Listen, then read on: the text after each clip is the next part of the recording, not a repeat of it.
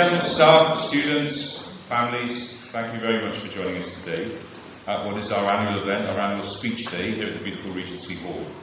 We're very, very grateful to see so many people here today. I should say, first of all, congratulations and thanks to Mrs. Tom, Mrs. Laura Tom, Director, who's made such a beautiful cake. Should we warm our hands up?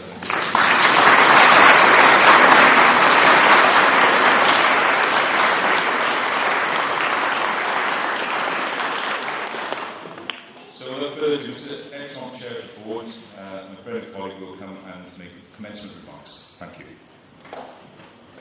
So just two clarifications before I really get started. First of all, my remarks are not commencement remarks. It's really just to thank everyone here for attending and for having such a brilliant year. You know, we really had a fantastic year, and I'll talk a little bit about that. And the second thing I wanted to clarify was this is still part of the boring bits. So I'm not part of the fun bits. I'm part of the boring bits. But the fun bits will start immediately after my remarks. So I believe this is our 6th annual speech day. And, you know, for the directors, you know, we want to welcome all of you. This has kind of been a dream of ours, this school, and it's really turned out to be, you know, so much greater than anything we could have imagined. I want to start out by thanking the staff, because the staff are the heart and soul of our school. And so if the staff could all stand up and we could give them a round of applause. I'm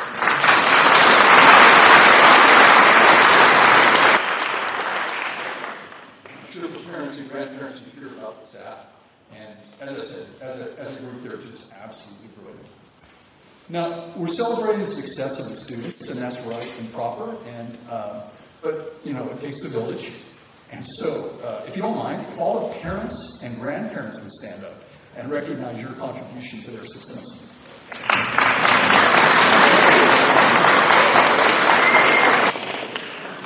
Thanks very much. The students will get plenty of applause later, so I won't have them stand. But I do want to say, on behalf of the Board of Directors, we really had a fantastic year this year, we thought, you know, due to the staff, due to the students, due to the parents and grandparents. So it's been a brilliant year. And I want to probably talk a little bit about our new extension, which is being brilliantly built by one of our parents. So, you know, we think that's going to be outstanding as well and give new opportunities and resources to the students that are going on. So we're really proud of the way the school has progressed over the last 6 years. Very happy with it. And hopefully you're happy with it as well. But again, on behalf of the Board of Directors, I welcome you today. Thank you for such great attendance, and thank you for supporting your children and grandchildren. And thank you very much. Now on to the fun part.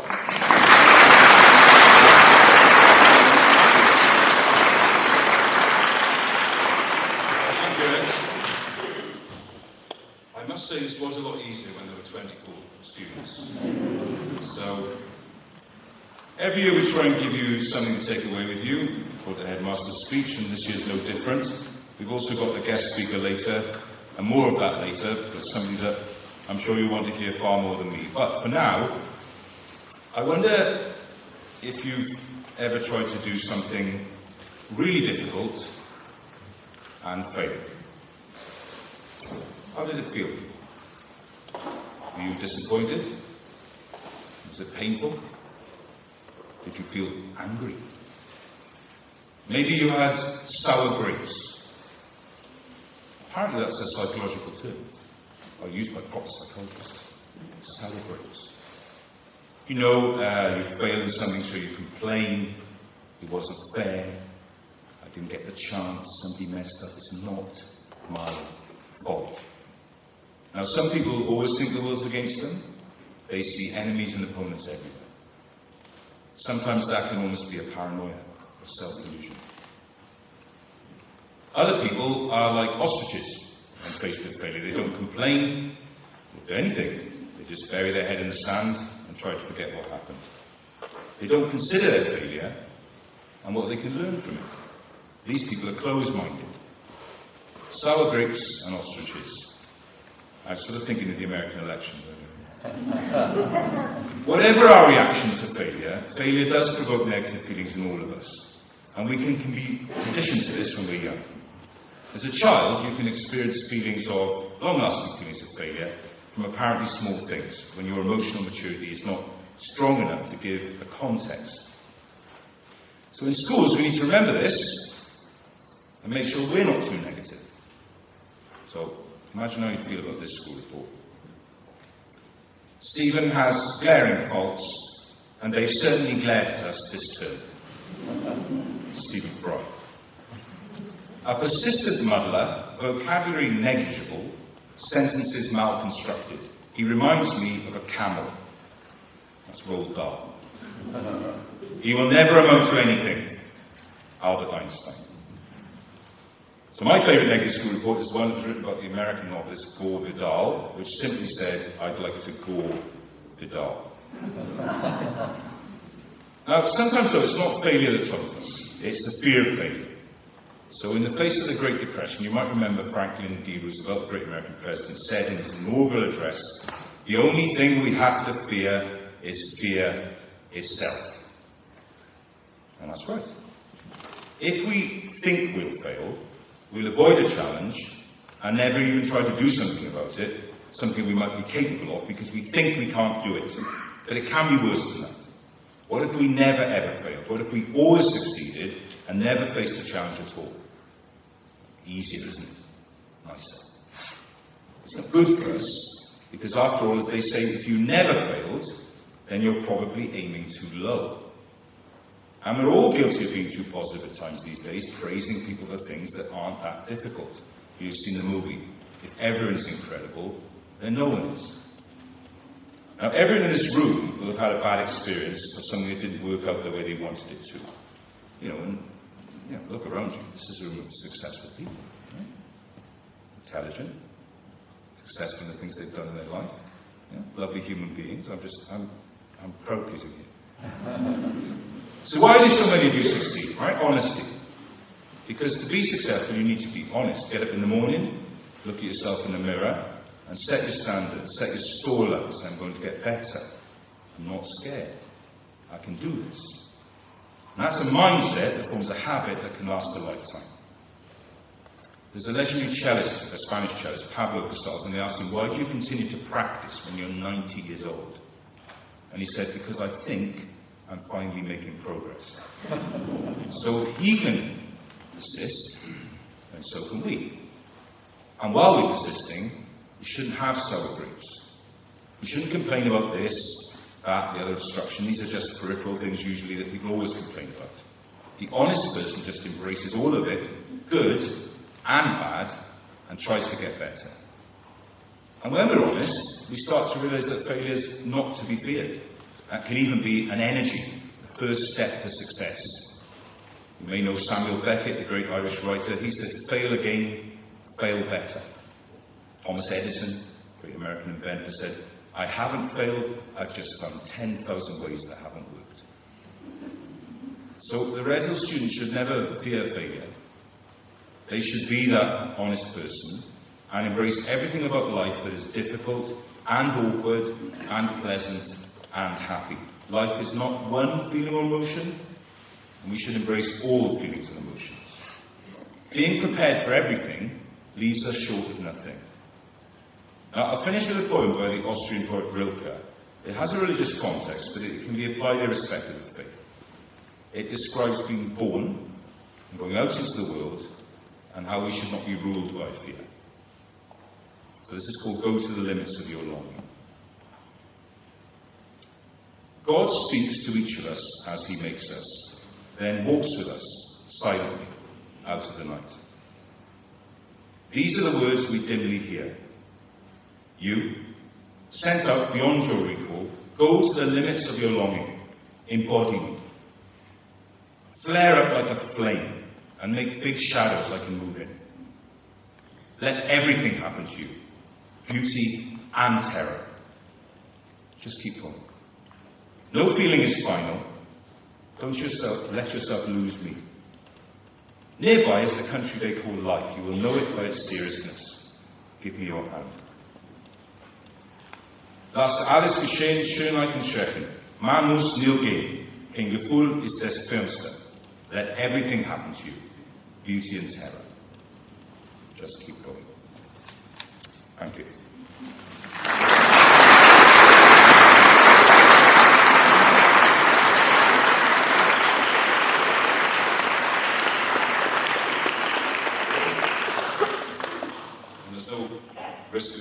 getting going. So I will call upon our Year 7 and 8 students to receive their Headmaster's Award, which you have on the table. We've got Katie and Jess, who are going to help us out with that. And I'm also going to call upon my colleague, Mr. Phillips, who is going to present the medals. So would you please give me a round of applause? That's Jess, Katie and Mr. Phillips.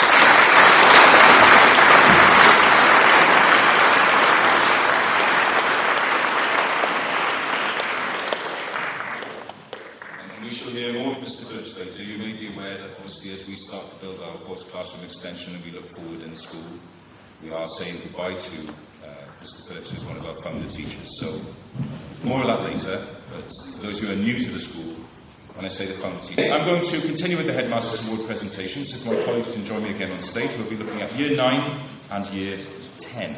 So Year 9, if you'd like to get in place, thank you.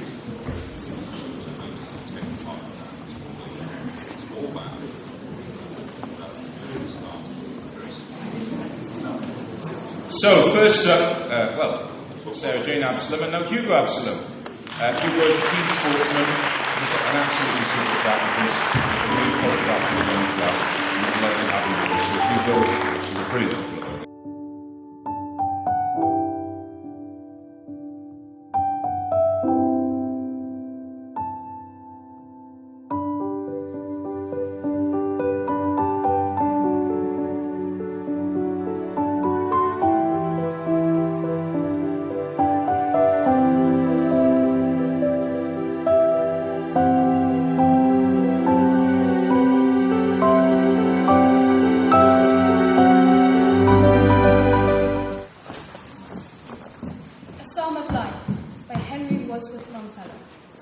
Tell me not, in mournful numbers, life is but an empty dream. For the soul is dead that slumbers, and things are not what they seem. Life is real, life is earnest, and the grave is not its goal.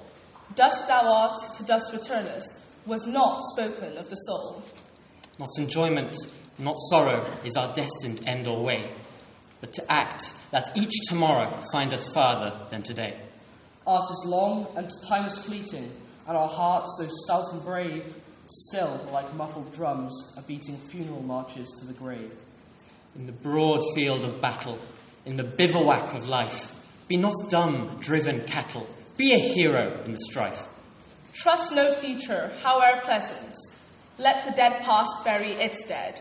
Act in the living present, heart within and God o'erhead. Lives of great men all remind us we can make our lives sublime, and, departing, leave behind us footprints on the sands of time. Footprints that perhaps another, sailing over life's so amain, a forlorn and shipwrecked brother, seeing shall take heart again. Let us then be up and doing, with a heart for any fate, still achieving, still pursuing, then to labour and to wait.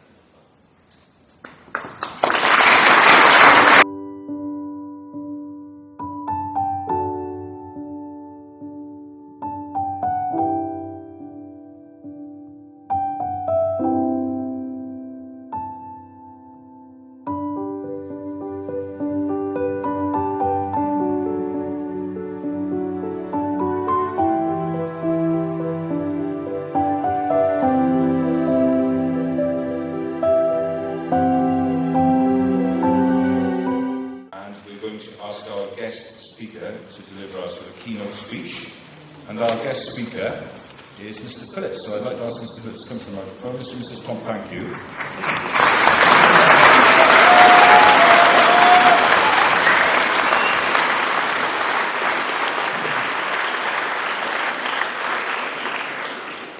So I said earlier I'm a tough guy, and this guy came to my office and said, I'm making it sound like a movie now. I don't think I can do this for another year.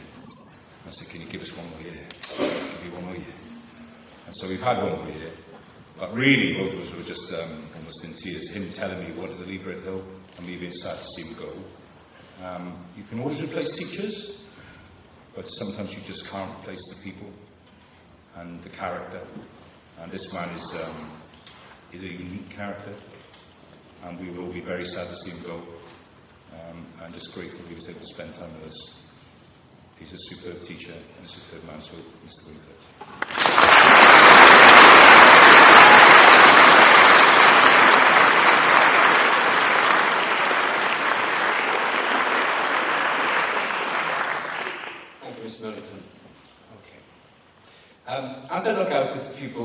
our school, I see many talented young people: artists, athletes, equestrians, musicians, and scientists.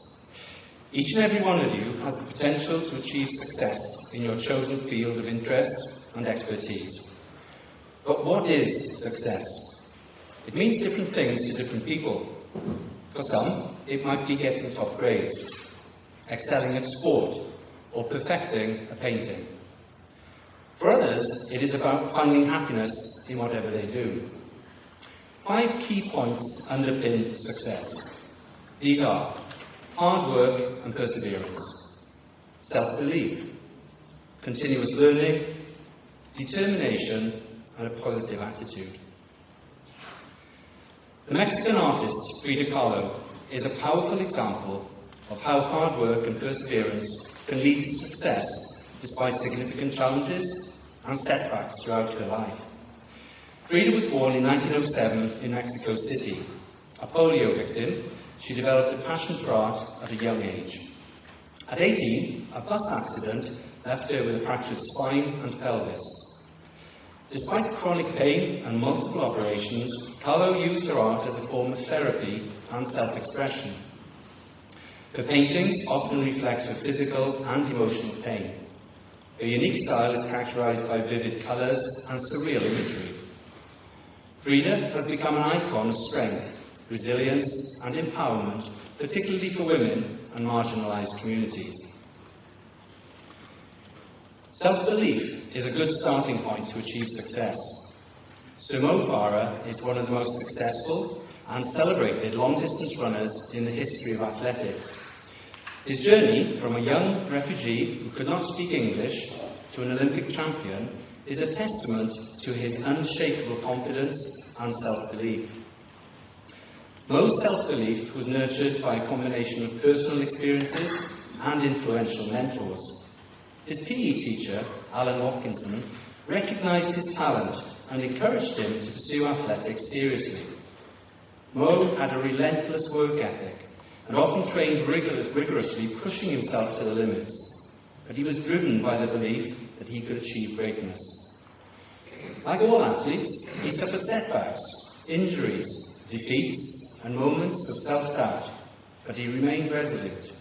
This culminated in remarkable achievements on the world stage, with him winning multiple Olympic medals in the 5,000 and 10,000 metre events.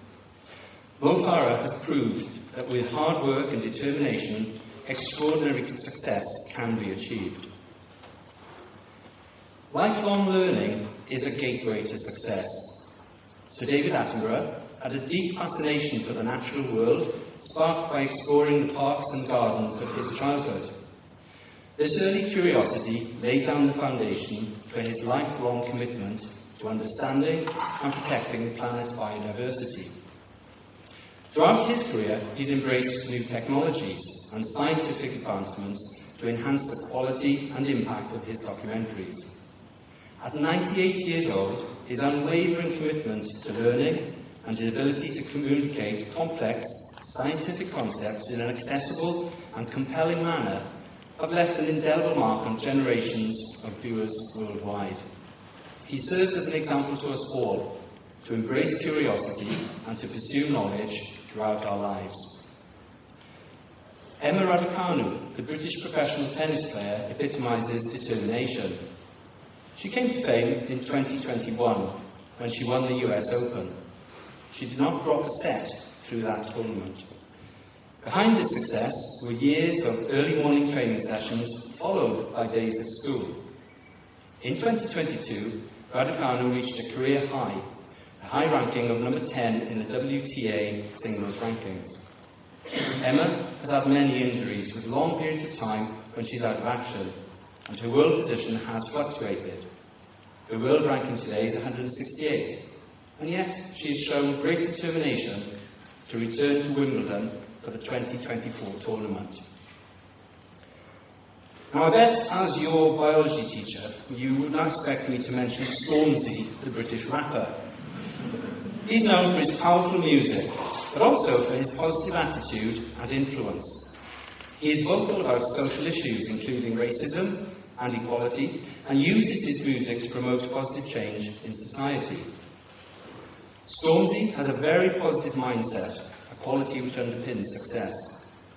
So positive is he about education that he has established a scholarship to fund tuition fees and living costs for 2 black students each year to attend Cambridge University. His aim is to address underrepresentation and to support talented students who may not otherwise have the means to attend such an institution. At the beginning of this, I said that I see before me talented individuals. Remember that you are the scientists, sports personalities, creatives, and musicians of tomorrow. All of you have the potential to achieve great things. Stay focused, stay determined, and never give up on your dreams to succeed. Sapere ode, dare to rise.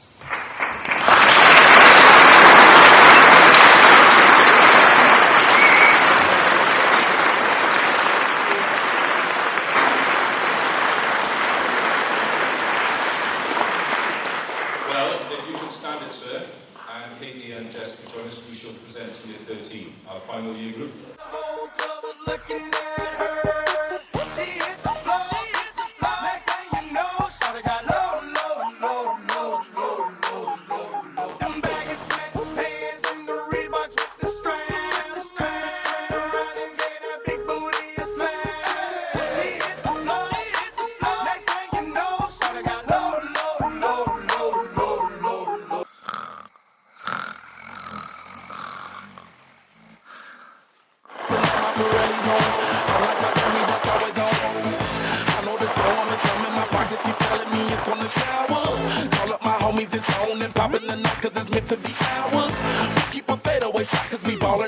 Patron every hour. Look, mama, ow, you just like the flowers. Serve you the truth with all that goody power. Cause you spin my head right round when you go down, when you go down, down. You spin my head right round when you go down, when you go down. From the top on the dance, get dirty, I'm like that's part of my. People get houses that straight out of the fire blaze, that hot occasion. Girl, won't you move a little closer? Time to get paid, it's maximum wage. That body belong on a poster. I'm in the days, that bottom is waving at me like, damn it, I know you. You run the show like a gun out of holster. Tell me whatever and I'll be your gopher. Cause you spin my head right round when you go down, when you go down, down. You spin my head right round when you go down, when you go down. From the top of the pole, I watch her go down. She got me throwing my money up. Ain't nothing more beautiful to me. It's going down. From the top of the pool, I watch her go down. She got me throwing my money up. Ain't nothing more beautiful to me. It's going down. Yeah, I'm spending my money. I'm out of control. Somebody help me. She